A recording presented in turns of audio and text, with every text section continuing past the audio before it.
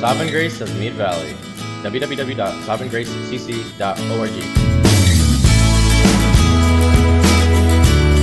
Genesis chapter 1. This is where we see really the beginning, which is what Genesis means, right? The beginning. It's the start. So we see the act of God here in creation. And so this morning we're going to go over kind of three aspects. We're going to talk about the context of the text itself. What is this context in which God is writing this and communicating this to us? We're going to look at what I would call apologetic aspects of the text. And by the apologetics is just a fancy word for to give a defense for. So how do we defend certain attacks or views of the text or misuses people have taken from the text itself? And thirdly, what is our calling from this text? What do we see God command us to do? So Genesis chapter 1, and we're going to read the whole chapter, so it's a little long. I don't have it up here on the PowerPoint, so there'd be too many verses to put up. So just turn in your Bible. Again, we have some in the back. If you didn't get one, just grab it, as we'll be referencing back to it. But let's just start here in Genesis chapter 1. In the beginning, God created the heavens and the earth. The earth was without form and void, and darkness was on the face of the deep, and the Spirit of God was hovering over the face of the waters. Then God said, "Let there be light," and there was light. And God saw the light, that it was good. And God divided the light from the darkness. God called the light day, and the darkness he called night. So evening and morning were on the first day. Verse 6, Then God said, "Let there be a firmament in the midst of the waters, and let it divide the waters from the waters." Thus God made the firmament, and divided the waters from which were under the firmament, from the waters which were above the firmament. And it was so. And God called the firmament heaven. So the evening and morning were the second day. Then God said, "Let the waters under the heavens be gathered together into one place, and let the dry land appear." And it was so. And God called the dry land earth, and the gathering together of the waters he called seas. And God saw that it was good. Verse 11 now.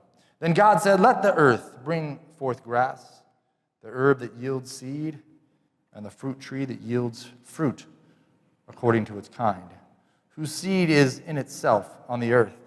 And it was so. And the earth brought forth grass, and the herb that yields seed according to its kind, and the tree that yields fruit, whose seed is in itself according to its own kind. And God saw that it was good. So the evening and morning were the third day. Then God said, "Let there be lights in the firmament of the heavens, to divide the day from the night, and let them be for signs and seasons, for days and for years. And let them be lights in the firmament of heavens, to give light to the earth." And it was so. Then God made two great lights, the greater light to rule the day, and the lesser light to rule the night. He made the stars also.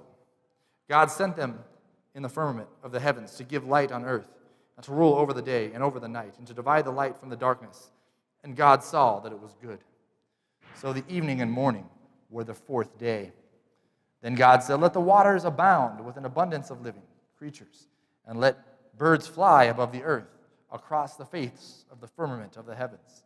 So God created sea creatures and every living thing that moves, which with waters abounded according to their kind, and every winged bird according to its kind. And God saw that it was good. And God blessed them, saying, "Be fruitful and multiply, and fill the waters and the seas, and let birds multiply on earth." So the evening and morning were the fifth day. Verse 24 now. Then God said, "Let the earth bring forth the living creature according to its kind, cattle and creeping thing and beast of the earth, each according to its kind." And it was so. And God made the beast of the earth according to its kind, cattle according to its kind, and everything that creeps on the earth according to its kind. And God saw that it was good. Then God said, "Let us make man in our image, according to our likeness. Let them have dominion over the fish of the sea, over the birds of the air, and over the cattle, over all the earth, and over every creeping thing that creeps on the earth." So God created man in his own image. In the image of God, he created him. Male and female, he created them. Then God blessed them. And God said to them, "Be fruitful and multiply. Fill the earth and subdue it. Have dominion over the fish of the sea and over the birds of the air and over every living thing that moves on the earth." And God said, in verse 29 now, "And see, I have given you every herb that yields seed, which is on the face of all the earth, and every tree whose fruit yields seed. To you it shall be for food.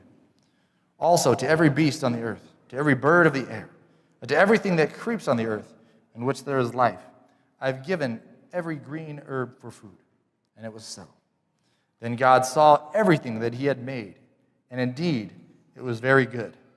So the evening and morning were the sixth day. The word of the Lord, amen.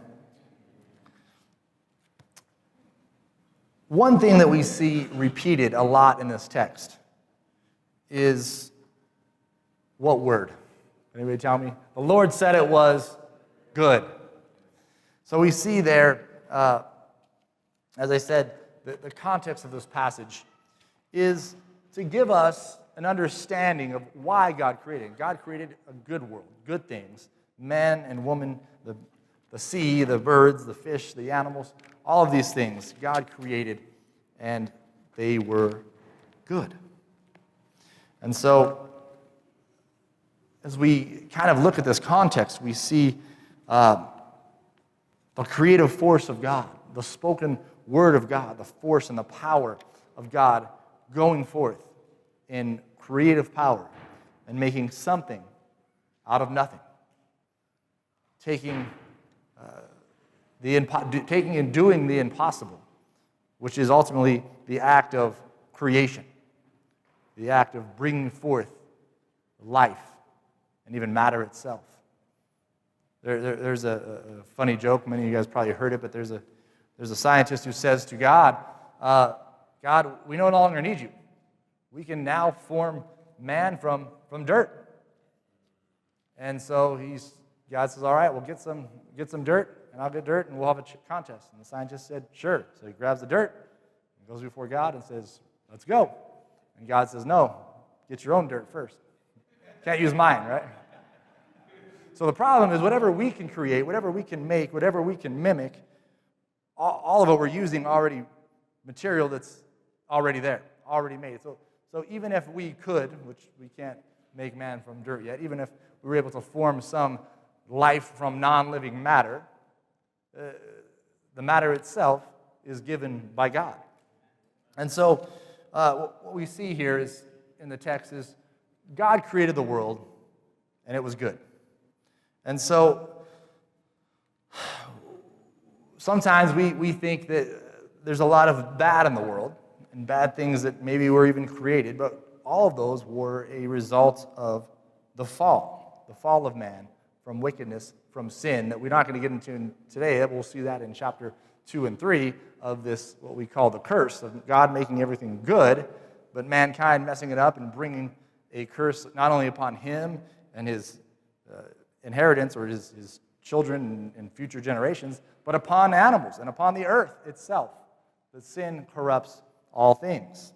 Now, what we see, though, in Genesis 1 is this. The universe is an act of creation, not some random chaos accidentally forming itself. I mean, even if it did accidentally form itself, it begs the question of how does the stuff get there to begin with, right? Where does the matter come from at the very beginning? So a lot of times, people, and you hear it a lot today, you hear people who believe that there's somehow this dichotomy or there's this battle between creation and evolution. Have you guys heard this? I'm sure you have. So people say, well, I don't believe in the Bible, I don't believe in creation, I believe in evolution. Now, the problem with evolution is it's not a cosmology. It's not a threat to creation. A cosmology means a scientific idea of the origins of the universe or the origins of life.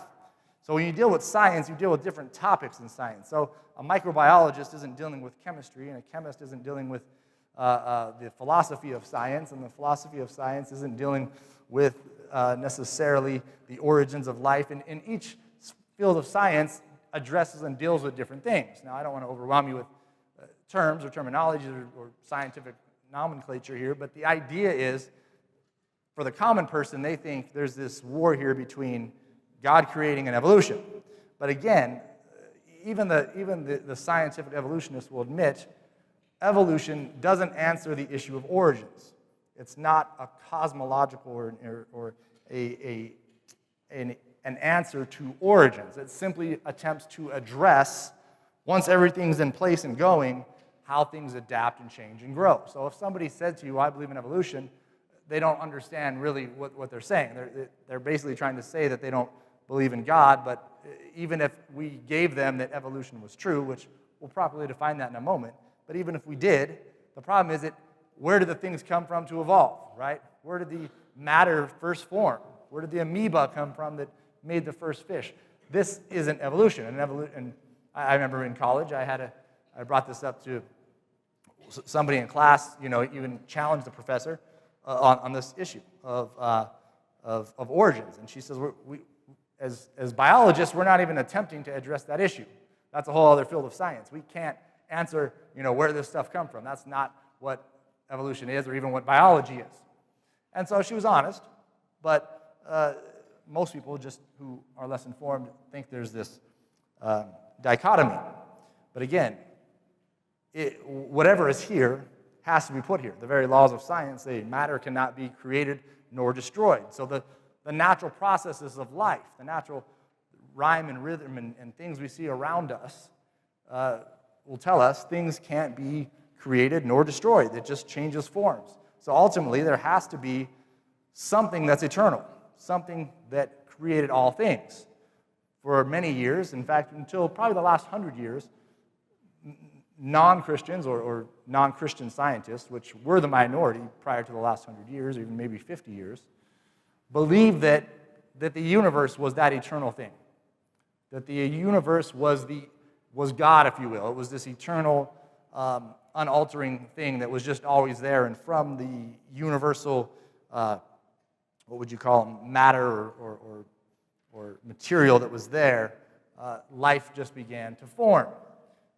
Now, scientists don't even believe this anymore. They know that the universe couldn't be eternal. They don't believe it. They understand that things are going from order to disorder, burning out.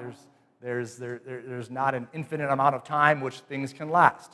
Anyone with a cell phone battery who's had it more than a year understands your phone's battery doesn't stay the same, right? Forever.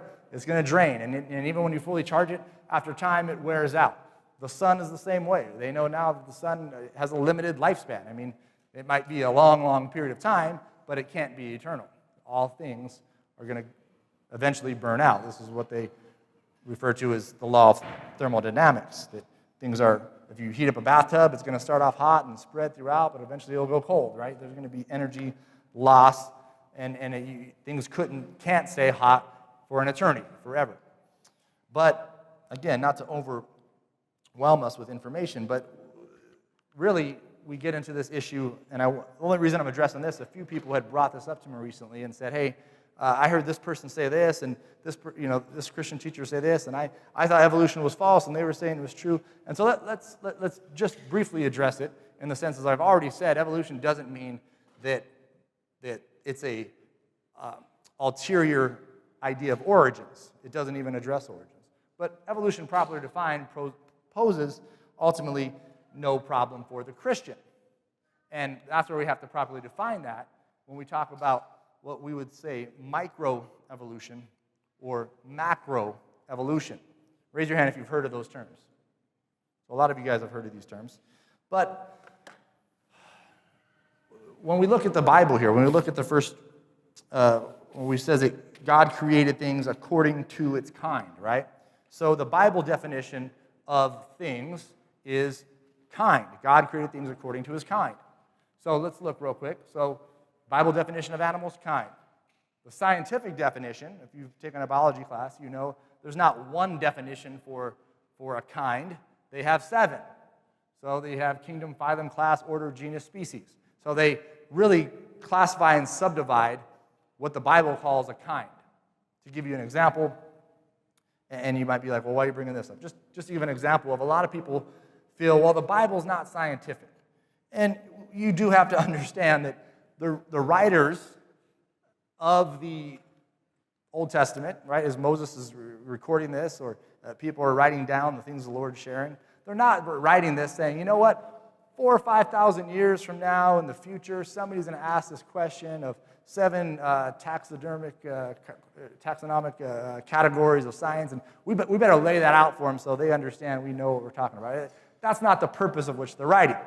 They're trying to give us a meta-narrative, if you will, a story, an understanding of the creative force of God, the creative power of God creating mankind in His image, setting us apart from the animals, giving us authority and dominion over the earth to take dominion and subdue it.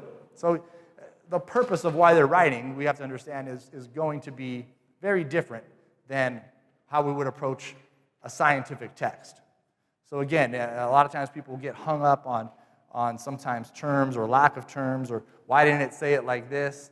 And again, just as you do, right, no matter, depending on who you're talking to, you give enough information necessary to communicate to the question. So if your 3-year-old asks you a scientific question, you're going to answer them to the level of a 3-year-old, right? And if your brother asks you a question, you're going to answer them to the level of your brother. And if your teacher asks you to write a research paper on a topic, you're going to answer them much more thoroughly than the 3-year-old who just asked, hey, how are babies made? You're not going to go into, there's these zygotes and X and Y chromosomes, and you're not going to get into that because they don't really care. But they're not going to grow. If they got older later, it's like, you didn't tell me this. You lied to me, right? You're going to say, well, you weren't asking me to explain things to you on the cellular level. And so that's largely what we're dealing with, is that the Bible's just generally referring to things as kinds. And later, and this all came thousands of years later, of let's classify things more thoroughly. And this is where we get into people saying, oh, well, see, there's evolution because a zebra and a horse are 2 different species. So they came from one animal and evolved into 2 different ones. And so the Bible would simply refer to a horse and a zebra as the same kind, right? So really, if we looked at this scientific classification, we'd say most likely that the biblical use of kind would probably be what the scientists would call a family of species, okay? Now, that to get into, the scientist goes even deeper now to say, okay, let's, then from the family there's a certain genus or type, and then from those types you can even get a specific species, like a zebra and a horse, or let's say certain type of squirrels or rats that are slightly different. They're going to say, well, they're from the same genus but not the exact same species, and so people will say that's proof of evolution. Or let's even people looking at humans and say, look, they have people with dark skin and light skin and dark hair and light hair and blue eyes and black eyes. So they take things such as adaptation or adaptation to climates and certain genetic features that are going to, over time, take a certain heritage or a certain ethnicity in one direction, and as people get spread out over land and time in another direction, right? So whether it be horses and zebras or mankind, or even dogs. I mean, there's crazy variation amongst dogs, and people will say, look, this is a proof of evolution. The problem is that none of these are what people think of as evolution, or what when people talk about evolving from another species or from another family or genus, or because the narrative of the evolutionist or the common perception of people is, well, the earth just was there, and over time, this little amoeba breaks forth and forms and turns into a fish, and one day the fish just grows lungs from gills and takes air and steps off the land, and then one day he grows wings and flies away, and then the bird turns later into some type of, land mammal, and then the land mammal evolves into some type of, monkey form animal, and eventually it leads to humans. And they'll have all these, ideas of how it happened. And the irony is that you would think they'd have because again, there's this perception that there's all this evidence for transitional fossils or macroevolution or people evolving from apes or just lower life forms, what have you. So you would think people will say, well, we have all the evidence. Well, if you had all the evidence, why are there like 3 or 4 different, and probably even more than that, theories of how evolution occurred? But not only that, I mean, if you had all this evidence, there wouldn't be 3 or 4 theories, right? We don't have 3 or 4 theories of how God created the earth. We see in Genesis, it says he created mankind in his image. We don't have 3 or 4 theories of what man's creation mandate is. We have one. The Bible shares it and tells us what it is. So the idea is that if you had any type of proof of what we're calling this macro evolution, this grand scale evolution, things going from amoebas to humanoids, right? That there'd be one view. There wouldn't be 4 different, because there was a guy from Harvard, which is a pretty prestigious school if you know Harvard. His theory was evolution wasn't gradual over time, it was rapid. So one day, literally, a chicken laid an egg and out flew a dinosaur. So there had to be some crazy mutation that just occurred that made this huge switch. And that's his answer for not having transitional fossils. The reason we don't see transitional fossils, he'll say, is because there must have been this crazy genetic mutation that occurred that made a major shift. The big question to always ask them there is, if that occurred, if this fish laid some eggs in the sea and one of them was mutated and flew away as a bird, the problem is he'd die off. Who would he mate with? He can't mate with fish anymore. So you'd have to have 2 crazy genetic mutations that are never heard of or seen before, happen at the same time in the same place, and one would have to be male and one would have to be female. So I mean, it gets to the level of absurdity when you go to that level. But the idea here is ultimately that what usually people point to in evolution isn't that, because they know they can't prove that. They'll say, well, look at, like I said, a horse and a zebra, or look at this medfly. If you ask like an actual scientific person to prove, not the common person, a real scientist, well, why do you believe evolution? They're going to, 9 times out of 10, they'll point to this thing called the medfly, which was basically this fly that was able to adapt to his environment, that they had all these pesticides, and he grew a resiliency to them, and they could no longer kill him, and he went through and eaten all of California's oranges and crops, and they couldn't kill the guy, and they're like, that's evolution. Well, that's adaptation, right? That fly didn't later become a human, or a bird, or even another type of fly. He simply adapted to his environment. So a lot of times Christians will say, we don't believe in evolution, and then somebody will bring up adaptation, and they'll say, I don't believe that, and then people will laugh, like, dude, you're just a truth denier, you're a science denier, you don't believe. And that's because they're defining evolution in 2 different ways. So ultimately, sure, things evolve, right? You've evolved as a person, if we want to say that, right? From the time you were 10 to 30, there's an evolution that took place, right? In your views, in your growth, in your mind, right? In your body. So there are changes that occur. That's all really evolution means, is things are changing. Sure, we believe in change. Sure, we believe that through the last few thousand years, animals and even people have adaptations. I mean, we could look around this room and see that not all of us look exactly the same. There's certain genetic features or traits that will be passed on. And if you were a very light-skinned person in a very sunny climate that was very hot, you probably didn't produce as many children and pass those genes on. And so what happens, those with dark features are able to pass their traits on. And likewise, if you are a real skinny person in a very cold climate and don't have enough body fat to keep yourself warm, over time, you probably didn't pass on as many genes, and so certain people form thicker skins and heavier bone structures and body fat levels, and those aren't things those are all true. Those are all things that can occur and do occur over time. So as Christians, we don't want to deny that things of adapting to environments or genetic traits pass over time. That part, what we call microevolution, is true. What we deny, though, is that evolution gives us some narrative or some understanding of the origins of the universe, because it doesn't. And then even if we grant them that, okay, we don't know how it got here, but let's just say it did get here, and you guys can't answer that, but let's just say the earth formed and it got here. Now, how did life come about? So first we'd have to grant them that life is here, and then you'd have to grant them that it evolved into different life forms and species. And ultimately, that's where the evidence is lacking. That's where they're still trying to prove and seeking to prove and spending millions of our tax dollars to try and prove. But what they're going to keep finding is just examples of adaptation, of people changing over time. But man has always been man, and dogs have always been dogs. Even a Chihuahua and a Great Dane are genetically a dog. Their traits have been, and mainly because humans have tried to control the traits, and that's why you see such a vast array of them. But they're still a dog. No matter how much you change their genetic material, you never get a cat. You never get something other than genetically a dog. No matter how different they look, they're still genetically a dog. No matter how different as people we look, we're still genetically humans. And so we don't have to be afraid, as sometimes people are, or say, well, sometimes Christians will say, well, all Genesis is just allegorical or mythological, and it's not really trying to be truthful. There's not a need to go down that route because, again, one, there's not this true conflict between creation and evolution in the sense of properly defined.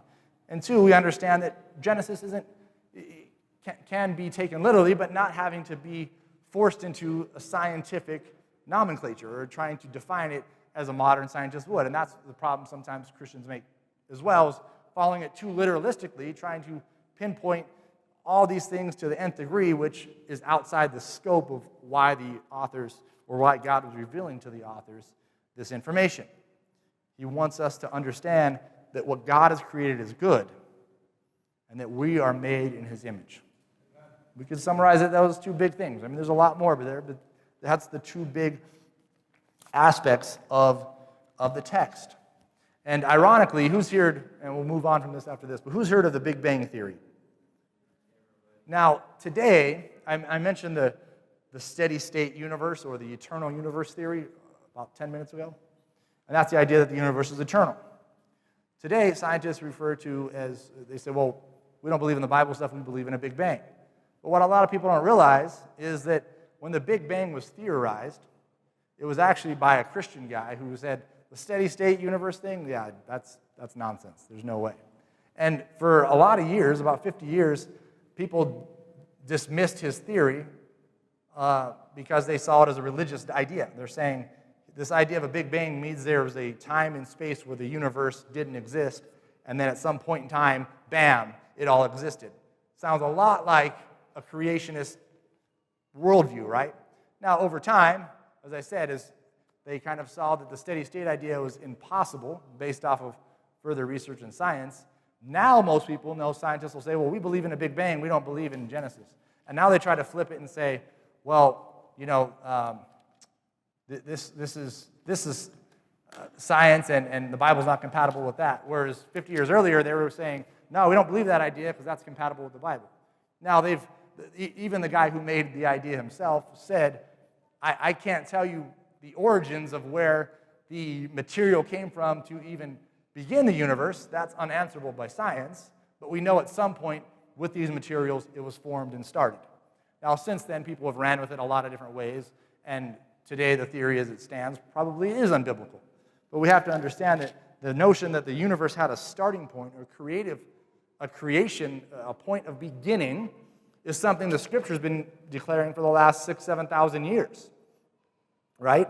It's something that science has only admitted in the last 50 to 100 years. Really only 50, because prior to that, when the guy theorized it, it really wasn't accepted for a while.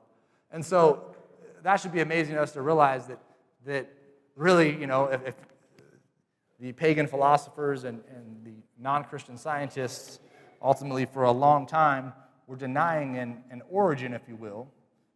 But now they all admit an origin. They'll still deny that it's God or the Bible, and they'll try to scapegoat around it or say, well, by God we mean the universe or what have you.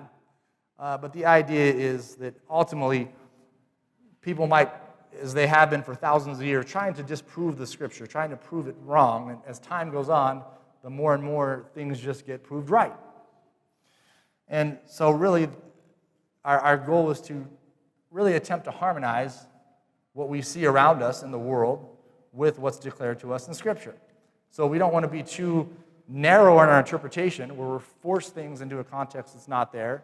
And at the same time, we don't want to just throw it all away and say it doesn't share anything with us of origins, because it indeed does. It tells us God has made us and that it was good.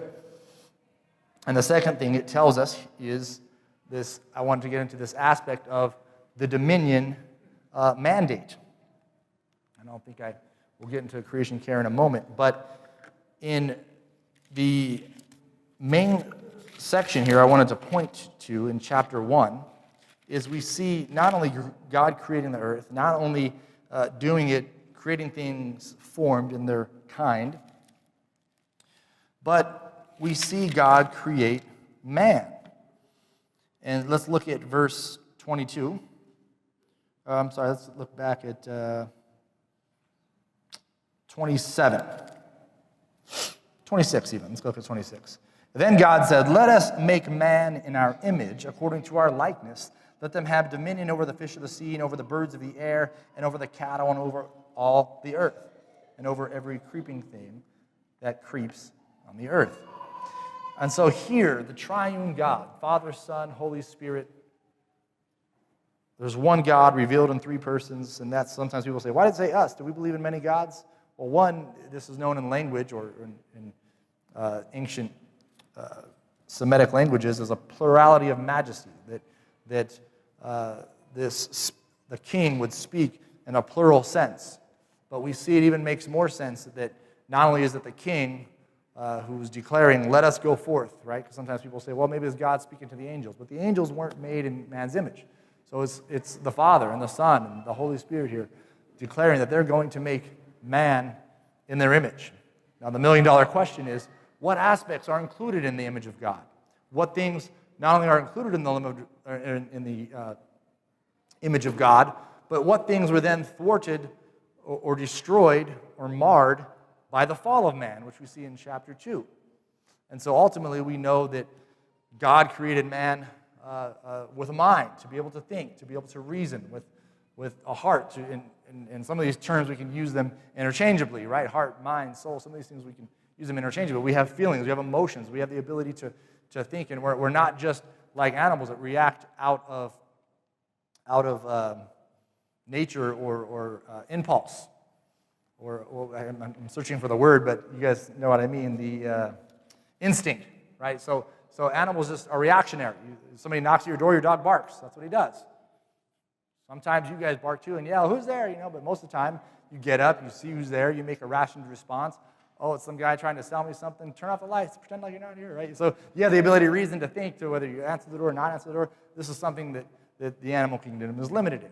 So we have the ability to love. We have the ability to, mainly here, to have oversight and care for creation. And this is what I refer to as a dominion mandate. So the animals are on the earth, but animals don't subdue other animals. They don't rule over other animals. Even the strongest of the animals don't. The tiger doesn't go around telling the squirrels and chickens how to run their life, where to live. He tries to eat them, but he has no ability to control or ration or take stewardship over the earth. Only mankind is given that mandate. And this is the big correlation we see here in the scripture of what it is to be made in the image of God. Just as God is the ruler and king and the majestic one who rules all of creation, he is given to mankind and made him a partaker in this element, in helping him rule. Now it's limited. We're stewards of God's creation. We don't personally own any of it, but we're responsible to care and to nurture for God's creation. But we're told here, as it says in 27, so God created man in his image, and in the image of God he created them male and female. Then God blessed them, and God said to them, be fruitful and multiply. So we see a command there to be fruitful. Don't sit around. Don't be lazy. Don't just do nothing. I'm sure they could have. They're in the Garden of Eden just chilling. They could have been there drinking some pineapple drink, watching the sand and beach, and been like, hey, man, life is good. But he says, no, be fruitful, multiply. Fill the earth and subdue it. So take control of it. This is what we mean by the dominion mandate. The earth, that humans are to procreate, are to then go forward into the earth, are to control for it, care for it, subdue it. Have dominion over the fish of the sea and over the birds of the air and over every living thing that moves on the earth. And so this is what the scripture declares that our mandate is. To go into the earth and to be God's stewards, to take control, to rule and reign. Now, that might sound, people might say like, whoa, just let nature be, right? Just let it be. Just live your life and let everything else live its life. But that's not the command here in Scripture. That's how the animals live, right? The tiger doesn't care about the chicken. He just goes and eats them. He doesn't try to control them. But humans are called to bring order. The animal world lives in a chaotic state of being, right? But humans are to bring order from this chaos. Just as God brought order to the universe and fashioned it in the way he wanted, humans there are to take the things that were really marred by the fall, and now our job as Christians is to bring order back to not only the world around us and plant trees and make beauty out of that which is bare, but to go into the earth and to rule righteously, right? To make decisions that are good for the earth and for humanity, to live in a way that is positive rather than negative in the world around us. But there's this idea here that we're to fill the earth and subdue it. So there's a command really to scatter. And we see early on in Genesis, and as everybody came together, there's really this, I think, intrinsic, probably because of the fall, for people to want to be together, a fear of going out, of venturing out. And they all came together in Babel, and they wanted to do great things, and they were all going to be here, and God dispersed their language and scattered them. Because that was the original command, that they're to go into the earth and subdue it. Now, this is one of the major things, and there's many, but this is one major aspect which really separates Christianity from all of the pagan religions throughout time. All religions, all societies wanted to keep guard, if you will, of its features, of its society. They have their way, they have their gods, they have their customs, they have their ways, and they don't want to let anyone else in, and you don't want to send anyone out. To this day, and who's ever been to Hawaii? You guys have been to Hawaii, right? Now, there's 7 or 8 islands, maybe more, Hawaiian islands out there, but there's a few that I found out when I went over there that are not open to the public. They still live in their indigenous ways as they've always lived. And if you try to go out there, they're going to throw a spear at you. So no one goes there. But that's the mindset of all, not only the Hawaiians, but of every non-Christian religion throughout time, is the idea of we have us, we have our gods, we have our ways, we must keep them. We must fight to keep them. We don't want change. We don't want progress. We don't want to go into the earth and subdue it.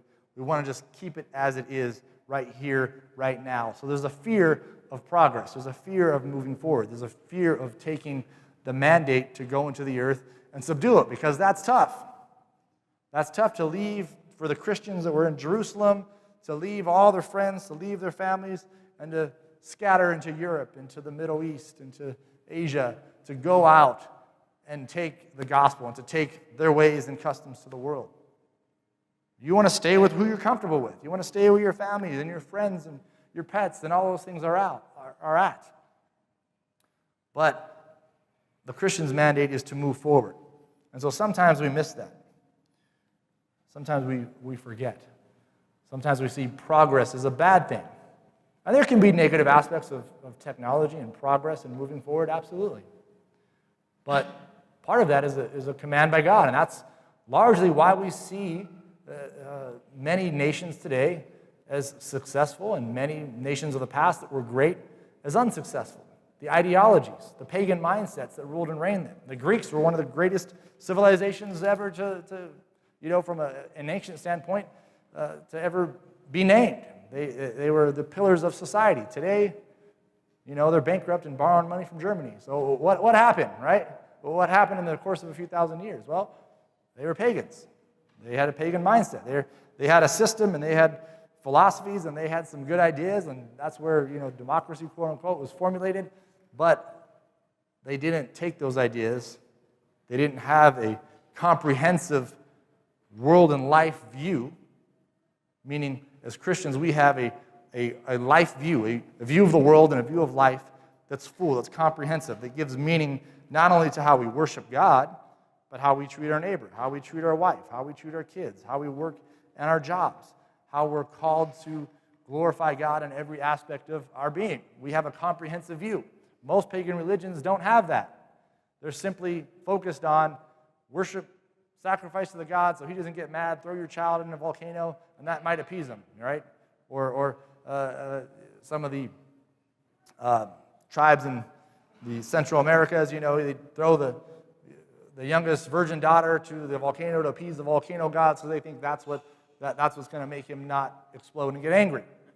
And today, there's kind of this push to be kind of politically correct and don't bag on anyone else's beliefs or faith or religions. But at the end of the day, we have to call that out. Hey, throwing your children and sacrificing them into a volcano, or as some of the pagans did even in the Roman times, throwing your child in a field because he's has some genetic defect or because you just don't want any more kids, or these things are wrong. These are bad ideas. These are what the Scripture calls sin. And, people might be like, hey, that's just their religion.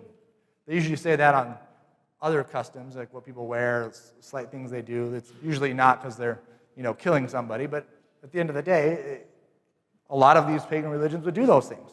And even till this day, today, I've brought it before, to go to India, you see somebody starving on the street. Hey, that's their lot in life. Don't help them. If you help them, you're actually going against karma. So we do, in a sense, have to say that the Bible declares to us what true religion is, what God requires of us, what is good and what is bad.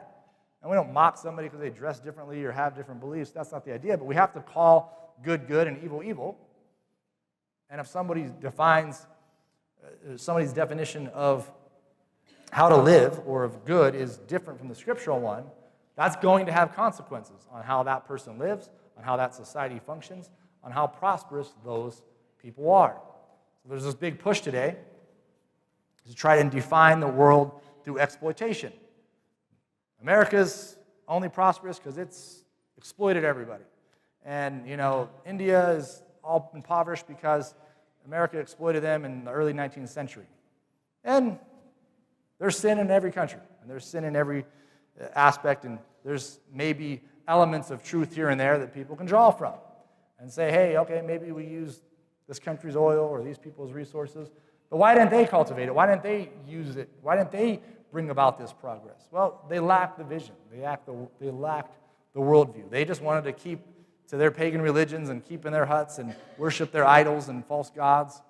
And others had a view of going forth and subduing the world. And I think they did. Many people ran and took that in the wrong direction and overdeveloped it. And is what you see in the late 1800s and early 1900s, then this evolutionary view started to creep into what was once a Christian mindset, or when people had ideas of God as the ruler and sustainer and giving us mandates, and then evolutionary worldviews crept into the West.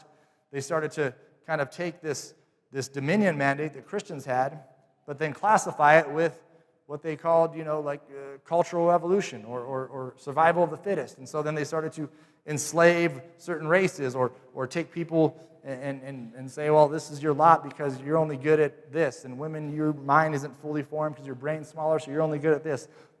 And people think those are Christian ideas. Those took root in many Christian societies, not because the scriptures taught them, but because these evolutionary ideas started to hold weight and affect society. So a lot of times people miss where this thinking came from. And they'll say things like, all religions, especially Christianity, suppress women's rights and things of that nature. When we look at the scripture, we see of all the religions, of all the scientific doctrines, including evolution, there's nothing more liberating to women or to people of different races than Christianity, because Christianity doesn't even acknowledge race, right? The scripture doesn't declare that like Hitler and many of the evolutionists believed in their day that there were these higher and lesser races. The scripture teaches that all men came from Adam. And so whatever changes occurred in DNA over time, and really what we call these, I brought up earlier, mutations, those things only form from sin. So when we see babies get sicknesses and die from some mutation, or some animal get its mutation and die, those weren't in the original created order. That was something that was marred by sin. So that wasn't something that was created in the beginning. But we have this mandate to move forward and be fruitful, to not be afraid of progress, to say, hey, God has given us a mandate to rule and control over this world, but to do it righteously. So that means we care for the earth, we care for people around us, we don't enslave or put down or use frivolously the things the Lord has gave us. And that moves us into our last topic here, which is creation care. And I want to share a couple verses quickly here on the idea of caring for God's creation. In Genesis 1:28, we read it earlier, but it says, God blessed them and said, be fruitful and increase in number, fill the earth and subdue it. Rule over the fish of the sea and the birds in the sky and every living creature that moves on the ground. So we see this command to care and rule over creation, but in a caring way, right? Not in I'm just going to go and catch as many fish and eat as many sushi as I can until I'm stuffed. That's not caring for, right? I mean, that's not what he's talking about here. He's talking about subduing and controlling it. Genesis 2:15, the Lord God took man and put him in the Garden of Eden to dress it and to keep it.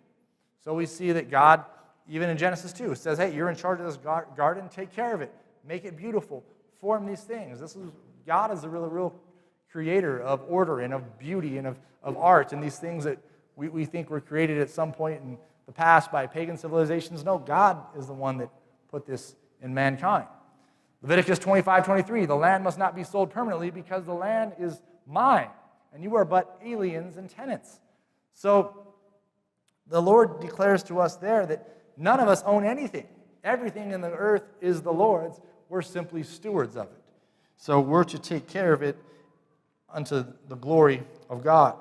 And this is an interesting one. This is one that I rarely ever hear mentioned. Revelation 11:18. And the nations were enraged, and your wrath came, and the time came for the dead to be judged, and the time to reward your bondservants, the prophets, and the saints, and those who fear your name, the small and the great, and to destroy those who destroy the earth. We don't hear often of a pronouncement of judgment to those that would destroy the earth. But that's what the scripture declares. And the word for destroy here, it's interesting, it really means to corrupt. Those who corrupt the earth. So this corruption can be both physical and moral. So when we corrupt the earth, when we are not using the world around us for God's glory, but instead to satisfy our own greed and lust. An example of this would have been in the days of Noah, when God flooded and destroyed the earth. The earth had been corrupted. So they hadn't physically went and destroyed all the earth, but they had corrupted the land or destroyed the land with their moral filth, with their life, with the way they were living. They had corrupted God's goodness and were using it for negativity. In some ways, like today. So I want to just close with this idea of that there's two extremes that sometimes pop up in this idea of creation or of caring for creation. That between what we call the tree huggers, right, out there holding the tree, don't cut it down. And those who are just like, drill, baby, drill. Like, let's just use as much as possible. Again, like I said, get as much oil as you can, get as much fish as you can, take as much as you can. Grasp it, seize the day. And both of those, I think, are fallacies. And I want to use our picture here of, for one, our picture of our poor friend here, the dodo bird.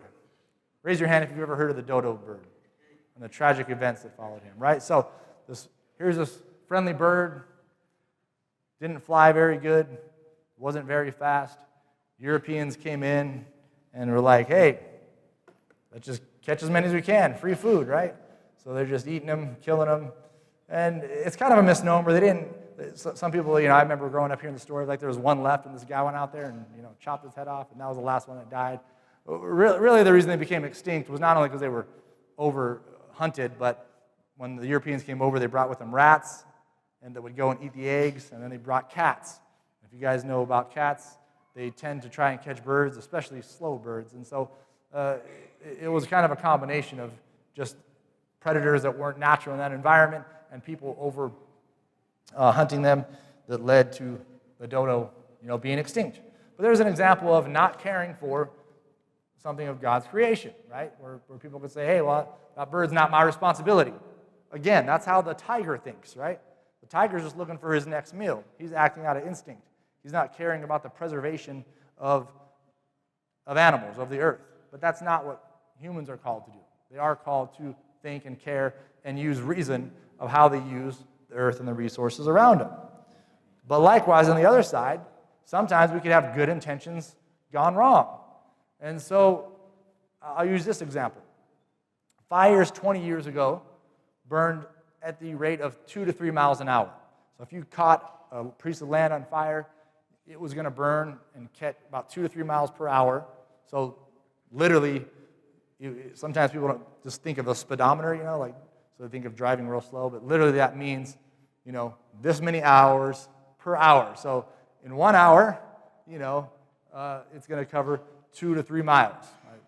I don't want to insult you guys. Most of you guys are like, duh, I get that. But sometimes, when we're younger and stuff, we forget that sometimes you'll ask a person, there was this video going viral where the guy was asking his wife, like, so if we're driving 60 miles an hour, how many miles can we drive in an hour? And his wife was like, I don't know, 100, And so he made her look bad and put her on blast. But, sometimes we haven't just thought the terms through. But obviously, if you're driving 60 miles per hour, that means in 1 hour you're driving 60 miles. Okay, you get it. So 20 years ago, 2 to 3 miles in an hour would burn. Okay, so firefighters are able to pretty quickly get your planes out there, drop, the stuff that got dropped by my house a few weeks ago when there was these fires up here in Moreno Valley and keep it from burning further. Today, they move at the speeds of 10 to 12 miles an hour. Have the laws of physics changed? Has fires decided that they were going to evolve and grow faster? No, right? Fire hasn't changed, and the nature of fire hasn't changed. It's that there's 3 reasons that that's occurred. 1, there's more homes in wooded areas. So now those homes catch fire and add to the fire and burn faster. Secondly, natural forest fires are no longer allowed to burn, but must be extinguished. So if something breaks out in a fire and burns through an area, they don't just let it burn out. Before they just say, hey, cut it off here and here. These are where homes we're at, so just warden it off and let that burn down, because then it's going to grow afresh and we'll have 50 years before stuff burns down again. But thirdly, there was a big political pressure to stop logging. So I use the example kind of comically of the tree hugger, right? This person saying, hey, trees are Mother Earth, don't hurt it. And so there was this real pressure to say, hey, we're not going to cut down our own trees. So now most of the stuff, the paper products and tree products we buy are from overseas, because all these trees are to be protected. And what you have is, rather than cutting down a 100-year-old tree that's all dry and brittle, you're not allowed to touch it. So what happens when a fire breaks out? Now, instead of having this green, young, lush tree that really is hard to catch fire and really burns slow, you have this dry, brittle tree which catches fire and catches to another old, brittle tree, and just like wildfire, as they say. And so this is why fires have become so deadly lately. And you hear of, people, I always remember being young, like, how did a firefighter like, you see a fire coming, it's not like fire's like, and just catches you. How do they get caught in that, But it's because it used to be, if it's 2 to 3 miles an hour, you just, I can outrun that. But now it's starting to move, 10 to 12 miles an hour. That's moving pretty quick, and you're not going to outrun that in gear for very long trying to get out of that area, especially when it's spreading around you. And so this is an idea of sometimes what I'd call, of a pagan view of the world, of saying, this, leave nature as it is, don't touch it, just let it be. That, no, we have to use reason that God has given us to care for it in a proper sense. Not to kill off everything, but also not to say, hey, every tree is sacred and has a soul and we can't touch it or use it. Because that's not necessarily taking dominion either.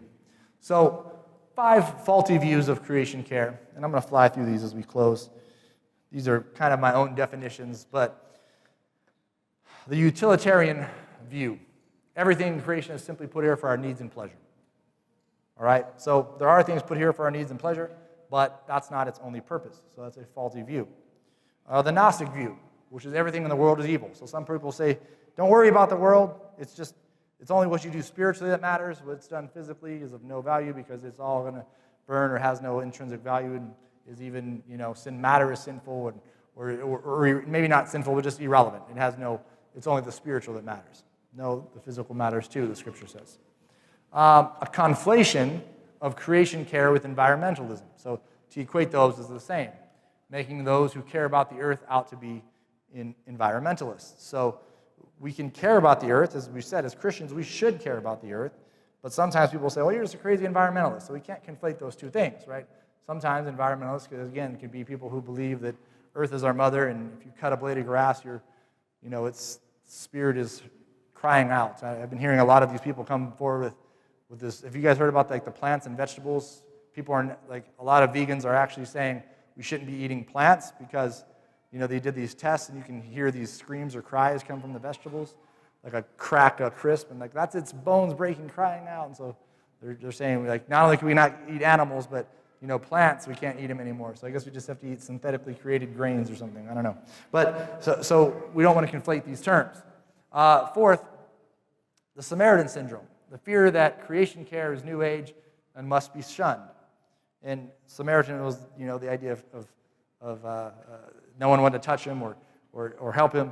And so in the New Testament, we won't get into that because we don't have time, but sometimes Christians fall into this thinking of anything that has to do with preserving the earth or caring for the earth, that's just New Age, and don't go there. We don't want to hear that. It's that's not biblical. But as we see, some aspects are. The last one here is no crisis, no care. Feeling there's no need for creation care because there isn't a crisis.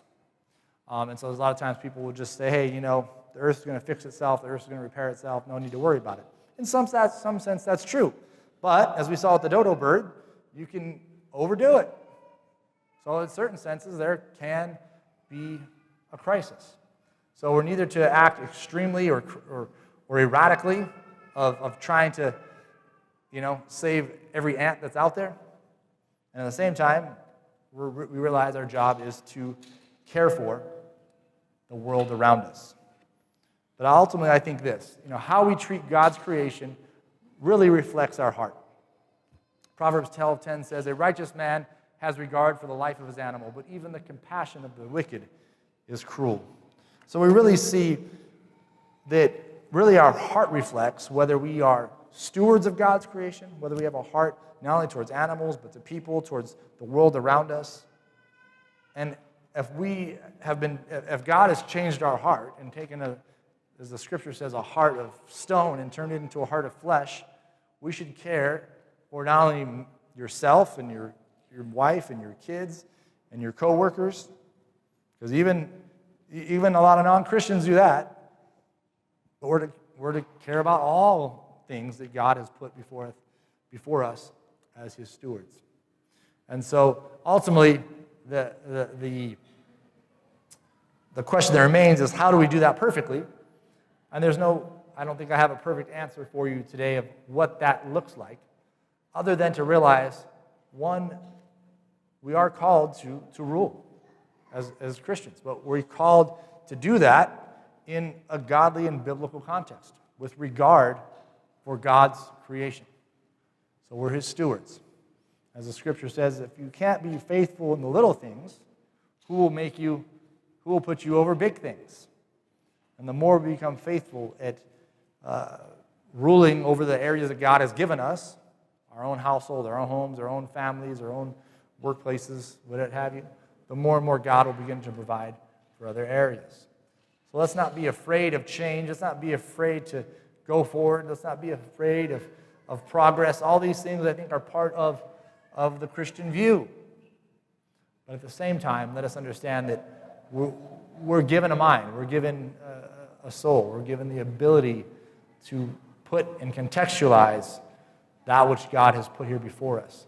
And we're to use them for good and not for evil. And so the world around us may use progress and change and technology and all these things for evil. But the Christian isn't to shun them, rather to take them and use them to the glory of God. Let's pray. Father, we pray that you would help us use all things for your glory, for your kingdom, not to fear of going